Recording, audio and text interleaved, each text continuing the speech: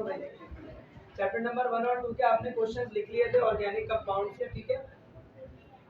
Chapter number 1 और 2 matric chemistry का जो आपका पार्ट है उसके क्वेश्चंस आपको बताए जा चुके हैं, उसमें से जो इम्पोर्टेंट है वो भी हमने डिस्कस कर लिया। अब आपके पास जो है चैप्टर नंबर 3 जिसका नाम आपकी बुक में ऑर्गेनिक केमिस्ट्री। पहले ये चैप्टर काफ़ी शॉर्ट था, अब इसमें थोड़ी सी चीज़ें इजाफा कर दी गई हैं। तो जो क्वेश्चंस पहले इंपॉर्टेंट थे अभी भी इंपॉर्टेंट है, लेकिन इसके अलावा चंद क्वेश्चंस मजीद हैं जो इसमें आपके लिए इंपॉर्टेंट है। अब पहला जो क्वेश्चन है यहाँ पर देखो वो है डिफाइन द ऑर्गेनिक कंपाउंड। मतलब आपको डेफिनेशन सिर्फ याद करनी है किसकी, ऑर्गेनिक कंपाउंड्स की, कॉमा ऑर्गेनिक केमिस्ट्री। मतलब आपको डेफिनेशन करनी है किसकी, ऑर्गेनिक केमिस्ट्री की। और 4 से 5 जनरल कैरेक्टरिस्टिक जो आपकी बुक में मौजूद है ऑर्गेनिक कंपाउंड्स के, आपने उसको याद करना है। ये सवाल आपके पास प्रॉपर्ली तौर पर शॉर्ट क्वेश्चन आंसर्स के अंदर पूछा जा सकता है, ठीक है, क्योंकि ये आपके लेवल पर इस तरह के सवाल पूछते हैं।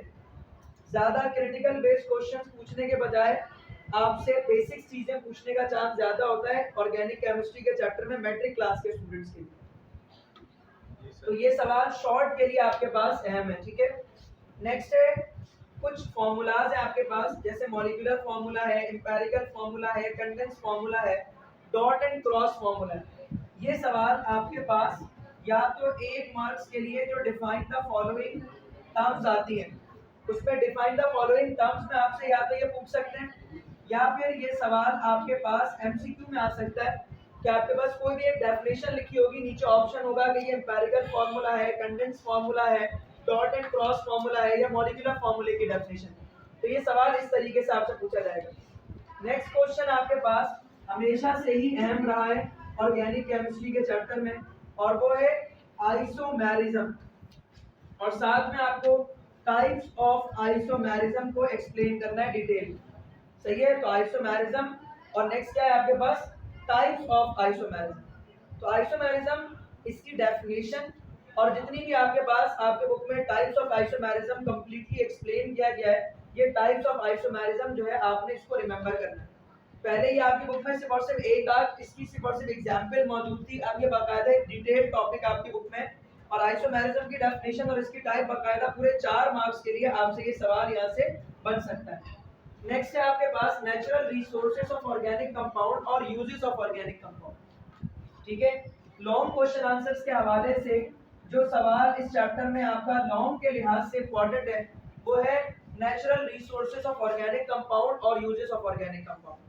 ये पूरा सवाल एज इट इज आपके पास डिक्टो, आपको पूरा जिस तरीके से आपकी बुक पे कंप्लीट लिखा हुआ है आपने वैसे ही इसको सीधा सीधा रिमेंबर करना है, क्योंकि ये सवाल 6 मार्क्स के लिए अगर हम इसमें यूजेस भी शामिल कर दें तो बन जाते हैं, और आपका जो लॉन्ग है वो 6 से 8 मार्क्स के तकरीबन इसके दरमियान का होता है, तो इसके लिहाज से ये लॉन्ग का क्वेश्चन बनता है, शॉर्ट में ये सवाल नहीं आ सकता, ठीक है। और अगर आपका नसीब खराब हुआ तो फिर ये शॉर्ट में पूछ लेंगे। नेक्स्ट है होमोलोगस सीरीज और उसकी कैरेक्टरिस्टिक। पास्ट पेपर्स के अंदर जब ये चैप्टर आपके पास मौजूद है तो इस चैप्टर में से 2 सवाल हमेशा पूछे जाते थे। एक फंक्शनल ग्रुप का क्वेश्चन जो कि अभी हम क्वेश्चन नंबर 7 में देखेंगे, और क्वेश्चन नंबर 5 होमोलोगस सीरीज और उसकी कैरेक्टरिस्टिक। सिर्फ और सिर्फ कैरेक्टरिस्टिक ऑफ होमोलोगस सीरीज भी पूछ लेते हैं क्या आप सिर्फ और सिर्फ 4 कैरेक्टरिस्टिक जो होमोलोगस सीरीज की है आप ये लिखते हैं, डेफिनेशन ना बताएं, मतलब explain the characteristics of homologous series, वरना define the following terms by functional group homologous series, alkane alkene alkyne, इनकी डेफिनेशंस पूछ लिया करते हैं। तो होमोलोगस सीरीज की कैरेक्टरिस्टिक्स ये पास्ट पेपर्स के लिहाज से, पुराने सवालात के लिहाज से इंपॉर्टेंट क्वेश्चन है, जब बकिया चीजें कुछ इसमें ऐड नहीं थी, लेकिन अब और मजीद चीजें भी इसमें ऐड कर दी गई हैं, तो जाहिर सी बात है इस सवाल की इंपॉर्टेंस पहले के मुकाबले में कम हो गई है, लेकिन ये सवाल एज इट इज पूछा जाता है और अभी भी हो सकता है पूछा जाए, क्योंकि ये पहला साल है आपकी नई बुक के बाद आप लोगों ने पहली बार पेपर देना है, इस आपसे पहले इस बुक का किसी ने भी पेपर नहीं दिया हुआ, ठीक है। तो जो जो सवालात आपके इन चैप्टर से बन सकते हैं वो तमाम सवालात मैं आपसे डिस्कस कर रहा हूँ, ठीक है।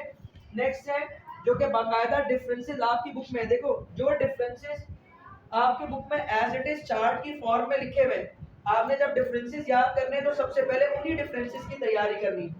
तो इस चैप्टर के अंदर बाकायदा प्रॉपर्ली तौर पर आपकी बुक में डिफरेंसेस लिखे हुए हैं सैचुरेटेड और अनसैचुरेटेड हाइड्रोकार्बन्स, प्रॉपर्ली बाकायदा पूरा लिखा हुआ है आपके पास। जो पेज नंबर है वो मैं आपको बता देता हूँ, अनसैचुरेटेड और सैचुरेटेड हाइड्रोकार्बन्स के दरमियान जो डिफरेंसेस आपकी बुक में है वो बेटा मौजूद है पेज नंबर 44 पर। 1 2 3 4 5 6 7 8 डिफरेंसेस मौजूद है जो कि आपके पास कहाँ पर मौजूद है, पेज नंबर 44 पर।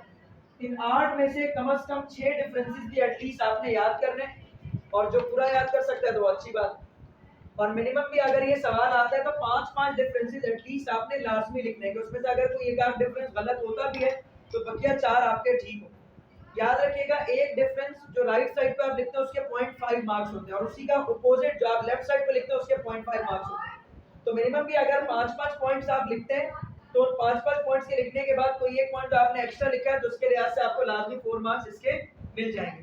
तो ये डिफरेंस के लिहाज से अगर मैं बताऊं तो डिफरेंशिएशन बिटवीन द फॉलोइंग, जो पूरे के पूरे पेपर में कोई 2 या 1 डिफरेंसेस लाजमी पूछते हैं तो वो डिफरेंसेस पूछे जाने का चांस सबसे ज्यादा है जो कि आपकी बुक में पहले लिखे हुए हैं। तो आपकी बुक में ये बाकायदा टॉपिक अलग से लिखा हुआ है, तो इसलिए आपने इसकी तैयारी करनी है। उसके बाद आ जाओ पास्ट पेपर्स के लिहाज से हर साल पूछा जाने वाला जो सवाल है, 5 मार्क्स आते हैं जिस टॉपिक से हमेशा, मतलब कभी भी आप देखें तो इस टॉपिक से 5 मार्क्स से कम सवाल में, मतलब 5 मार्क्स से कम पेपर में कभी नहीं आया, वो है फंक्शनल ग्रुप का टॉपिक। सही है, फंक्शनल ग्रुप का टॉपिक कम से कम भी 5 मार्क्स के लिए हर साल आता है। 4 मार्क्स के लिए नहीं आता, 3 के लिए नहीं आता, 6 मार्क्स के लिए नहीं आता, जब भी आता है 5 मार्क्स के लिए आता है। कैसे? कोई भी एक ऑर्गेनिक कंपाउंड आपको दे देंगे, एमसीक्यूज में बोला जाएगा इसका फंक्शनल ग्रुप कौन सा है ये बताओ। जैसे कि आपको दे देंगे डैश एक्स, कहा जाएगा ये फंक्शनल ग्रुप किसका है, अल्काइल हैलाइड का। आपको दे देंगे dash C double bond oxygen OH, आपसे कहेंगे ये फंक्शनल ग्रुप किसका है, नीचे ऑप्शन होगा कीटोन, एल्डिहाइड, कार्बोक्सिलिक एसिड या अल्केन, तो उधर ऑप्शन होगा कार्बोक्सिलिक एसिड। तो 1 मार्क्स आपके एमसीक्यूज में आएंगे। बकिया 4 मार्क्स कहां से आते हैं, आपको कहते हैं कि फंक्शनल ग्रुप बताएं, और खुद सवाल में आपको अगर आसान सवाल आया तो आपको कहेंगे कि what is mean by functional group, write down the different functional groups of the different organic compounds. उसमें कोई 4 नाम आपको दे देंगे और उन 4 ऑर्गेनिक कंपाउंड से फंक्शनल ग्रुप्स आपने मेंशन करने होंगे। और अगर इस सवाल को थोड़ा मुश्किल बनाया जाए तो वो इस तरीके से आपको कहेंगे what is mean by functional group, तो ये 1 मार्क्स हो गया। आपको 3 कोई वो ऑप्शन देंगे, जैसे कि फॉर एग्जांपल मैं आपको दूं पहला CH3OH, दूसरा मैं आपको दूं C2H5Cl, और तीसरा मैं आपको दूं CH3C double bond oxygen OH। अब मैं आपसे ये कहूं कि फंक्शनल ग्रुप की डेफिनेशन बताएं क्या होता है, और साथ में ये 3 दिए गए ऑर्गेनिक कंपाउंड्स का आप मुझे ये बताएं फंक्शनल ग्रुप इनमें कौन कौन सा है और इस कंपाउंड का नाम क्या होगा। तो इस कंपाउंड का फंक्शनल ग्रुप है OH और ये है अल्कोहल। इस कंपाउंड का फंक्शनल ग्रुप है Cl और ये कंपाउंड कौन है, अल्काइल हैलाइड।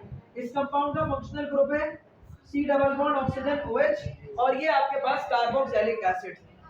ठीक है, तो ये आपने क्या करना है, एक चार्ट बनाना है और उस चार्ट के अंदर आपने ये एग्जांपल लिखनी है, सामने उसका फंक्शनल ग्रुप और उसके पड़ोस में उसका आपने नाम लिख देना। तो आप इसको इस तरीके से करेंगे तो ये आपके पास ये सवाल के पूरे पूरे मार्क्स आपको यहाँ से मिल जाएंगे।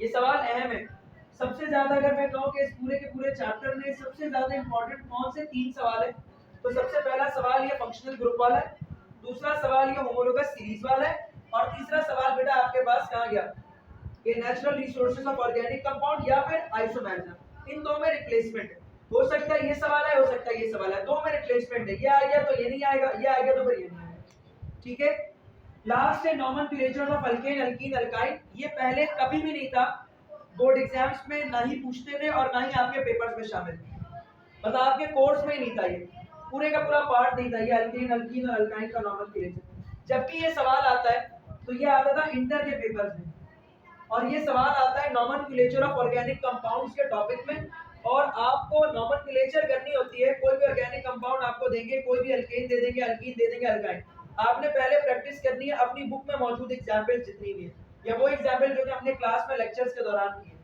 जो आपके लेवल पर पूछे जाने वाली चीजें वो तमाम के तमाम जितनी भी नोमेनक्लेचर्स अल्केन में, अल्कीन में, अल्काइन में पूछ सकते हैं वो मैंने आपको लिखवा दिया।